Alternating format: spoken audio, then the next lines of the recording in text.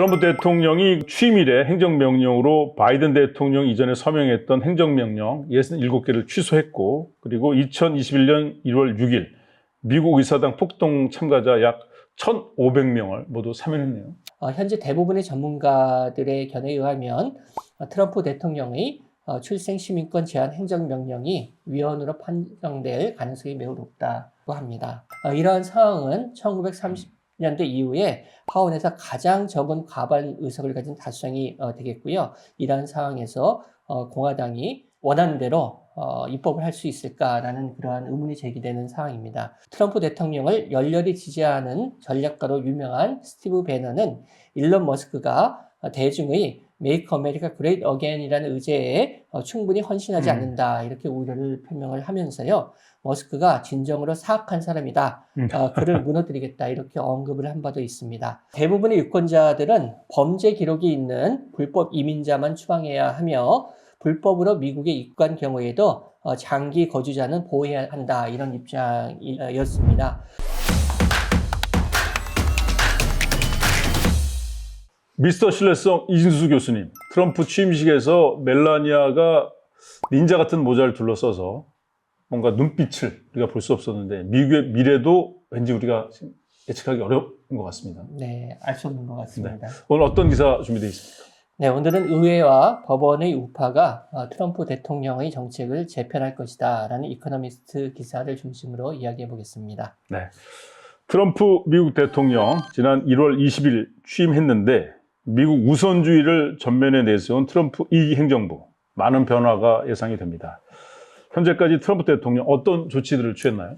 네, 트럼프 미국 대통령이 1월 20일 취임을 했습니다. 네. 취임사에서 미국의 황금 시대가 이제 시작되었다, 이렇게 말을 시작을 했고요. 끝도 그렇게 맺었습니다. 그러면서 미국 우선주의를 천명을 했는데요. 트럼프 대통령은 취임 당일에 26개의 행정명령에 서명하였습니다. 이는 바이든 대통령이 취임일에 9개의 행정명령, 트럼프 대통령 일기 때 취임일에 1개의 행정명령에 서명했던 것보다 월등히 많은 숫자입니다.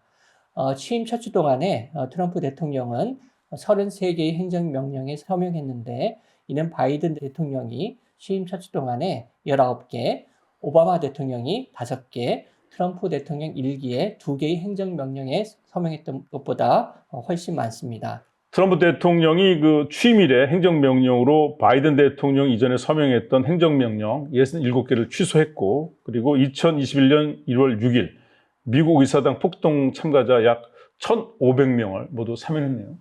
그렇습니다.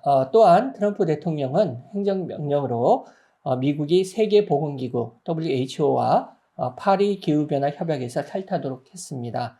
또 트럼프 대통령은 행정명령으로 모든 연방기관이 DEI라는 건 다양성, 네. Diversity, 형평성, Equity, 포용성, 인클루전을 뜻하는 약자가 되겠는데요. 이러한 DEI 제고를 위해 진행 중인 연방 프로그램을 불법적이고 차별적인 프로그램이다, 이렇게 규정을 하고요. 이를 종료할 것을 요구했습니다.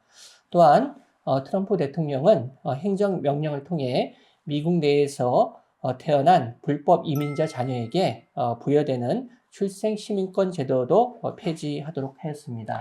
그리고 트럼프 대통령이 1월 23일 다보스 포럼에서 행한 온라인 연설에서 사우디아라비아와 같은 산유국들은 석유 가격을 인하해야 되고 세계 중앙은행은 즉각 금리를 인하해야 된다, 이런 얘기까지 했습니다. 네, 그렇습니다. 다른 국가에 대해서 여러 가지 요구를 하고 있는데요. 외국 기업들은 미국 내의 공장에 대한 투자를 늘려야 하며, 그렇지 않으면 관세 직면할 것이다, 이렇게 이야기도 했고요. 유럽연합은 미국의 거대 테크 기업에 벌금을 부과하는 것을 중단해야 된다, 이렇게 이야기도 했습니다. 트럼프 대통령은 우리는 다른 나라들로부터 존중을 요구할 것이다, 이렇게 언급을 하면서 그의 전임자인 바이든 대통령은 다른 나라들이 미국을 이용하도록 허용했지만 더 이상 그런 일이 일어나도록 허용할 수 없다, 이렇게 이야기하기도 했습니다. 그리고 이제 흥미로운 게 트럼프 대통령이 행정명령으로 출생 시민권 제도를 이제 폐기하기로 했는데 여기에 대해서 위헌 논란이 있습니다. 그렇습니다. 지금까지는 미국에서 불법 이민자에게 태어난 아이들을 포함해서 미국에서 태어나는 거의 모든 신생아들에게 시민권이 인정되어 왔습니다. 그런데 트럼프 대통령이 행정명령을 발동해서 부모가 미국 시민이거나 영주권자인 경우에 한해서 신생아에게 미국 시민권이 인정되는 그런 네. 조치를 했습니다. 그런데 미국 수정헌법 14조에는 미국에서 태어나거나 귀화한 모든 사람에게 미국 시민권이 부여된다 이렇게 명시되어 있는데요. 이러한 조항은 남북전쟁 이후에 1868년에 채택된 조항이 되겠는데요. 이전에 노예였던 사람에게서 태어난 아기의 지위를 명확히 한 것으로 오랫동안 미국 영토에서 태어난 거의 모든 아기들에게 시민권을 부여한 것으로 해석되어 왔습니다. 네, 트럼프 대통령의 출생 시민권 제한 행정명령에 대해서 1월 21일 미국 22개 주의 법무장관들이 위헌 소송을 제기했네요. 그렇습니다. 이러한 그 위헌 소송 과정에서 1월 23일 워싱턴주의 코페노 연방지방법원 판사는 트럼프의 출생시민권 제한 행정명령이 위헌적이다 이렇게 이야기를 하면서 출생시민권 제한 행정명령이 효력을 일시 정지하는 결정을 내려서 이러한 그 행정명령에 제동을 걸었습니다. 현재 대부분의 전문가들의 견해에 의하면 트럼프 대통령의 출생시민권 제한 행정명령이 위헌으로 판정될 가능성이 매우 높다고 합니다. 네. 사법부에서 트럼프 대통령의 정책에 대해서 이제 제동을 건 상황인데 앞으로 이제 사법부 그리고 의회에서 트럼프 정책에 대해서 어느 정도 제동을 걸 수 있을까요? 네, 그 현재 트럼프 대통령이 무소불위의 권력을 행사할 것에 대한 우려가 큰 상황입니다만 동시에 상권 분립이 되어 있는 미국에서 사법부와 의회가 트럼프의 정책에 제동을 걸 수 있다 이런 이야기도 있습니다. 이번에 볼 수 있듯이 트럼프 대통령이 행정명령을 발동할 경우에 행정명령이 위헌적인가 여부가 법원에서 검토가 되겠습니다. 그런데 트럼프 대통령의 첫 임기 동안 대법원 판사 3명을 포함해서 226명의 연방판사를 임명했는데요. 그 결과 현재 대법원의 9명의 판사 중에서 6명이 공화당 대통령에 의해서 임명되어서 법원의 보수화가 많이 진전되었다 이런 평가가 있습니다. 그럼에도 불구하고 법원이 반드시 트럼프 대통령의 행정명령들이 헌법에 합치한다고 판결하지는 않을 것이라는 것이 일반적인 예상이 되겠습니다. 예컨대 한 조사에 의하면 트럼프 대통령의 첫 임기 동안에 미국 연방정부에서 발동한 246개의 정책에 대한 유효성이 법원에서 심사가 이루어졌는데요.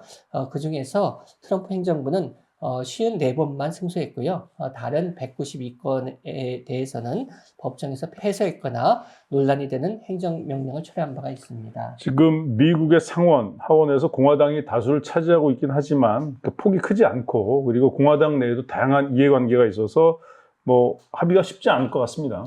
그렇습니다. 트럼프 대통령이 당선될 때까지는 이제 서로 힘을 합쳤지만 이제 트럼프 대통령이 대통령으로 권한을 행사하는 단계에서는 서로 간의 이해관계가 다르니까 분열될 가능성이 있다는 것이 되겠습니다. 이러한 점에서 트럼프 대통령이 원하는 대로 입법이 이루어지지 않을 가능성이 있다는 것이 되겠는데요. 미국 상원에는 지금 공화당이 53석으로 과반에 비해서 3석이 많은 상황이고요. 특히 하원에서는 행정부의 직책을 맡게 될 하원들이 지금 있는데요. 그러한 하원 의원들을 제외할 경우에 공화당이 217석, 그리고 민주당이 215석으로 민주당에 비해서 공화당이 단지 2석이 많은 상황이 되겠습니다. 이러한 상황은 1930년대 이후에 하원에서 가장 적은 과반 의석을 가진 다수당이 되겠고요. 이러한 상황에서 공화당이 원하는 대로 입법을 할 수 있을까라는 그러한 의문이 제기되는 상황입니다. 예를 들면 최근에 일론 머스크가 숙련자의 이민을 옹호했던 반면에 일부 트럼프 대통령의 소위 그 미국의 위대성을 강조하는 지지자들이 숙련자 이민을 격렬하게 반대했던 그러한 사례가 있지 않습니까? 그래서 H-1B 비자를 둘러싼 논쟁이 있었는데요. 트럼프 대통령 지지자들 가운데 이렇게 다양한 의견이 있어서 이들 간의 합의가 쉽지만은 않은 상황이 되겠습니다. 이 사례에서 일론 머스크는 많은 테크 기업에서 숙련된 외국 근로자를 미국으로 데려오기 위해 사용하는 H-1B 비자를 적극 공유했고요. 이에 대해서 트럼프 대통령을 열렬히 지지하는 전략가로 유명한 스티브 배너는 일론 머스크가 대중의 Make America Great Again이라는 의제에 충분히 헌신하지 않는다 이렇게 우려를 표명을 하면서요. 머스크가 진정으로 사악한 사람이다. 그를 무너뜨리겠다 이렇게 언급을 한 바도 있습니다. 이렇게 공화당이 트럼프에 대한 개인적 충성심에서는 단결이 되어 있을 수 있겠지만 매우 다른 세계관과 의제를 가진 여러 파벌로 구성되어 있어서 의회에서의 입법 과정이 트럼프 대통령이 원하는 방향으로 순탄하지 않을 가능성도 있겠다 이렇게 말씀드릴 수 있겠습니다. 트럼프 대통령이 그 위대한 미국 재건 이걸 슬로건으로 해서 대선에서 큰 승리를 거두었지만 미국인들이 위대한 미국 재건 뭐 이것을 위한 급격한 조치보다는 이제 온건한 조치를 원한다 이런 여론조사가 재밌네요. 그렇습니다. 트럼프 대통령의 조치가 그런 여론의 제한을 받을 수 있는 가능성이 되겠는데요. 월스트리트저널에서 트럼프 대통령이 취임하기 직전에 행한 여론조사에 의하면은 미국 유권자들은 트럼프 대통령의 소위 마가를 위한 Make America Great Again을 위한 급진적 조치보다는 온건한 조치들을 선호하는 것으로 나타났습니다. 네. 이 여론조사를 보니까 미국 유권자들 트럼프 대통령이 불법 이민 문제를 해결하길 바라지만 불법 이민자에 대한 대대적인 추방 계획에는 찬성하지 않는 걸로 나타났습니다. 그렇습니다.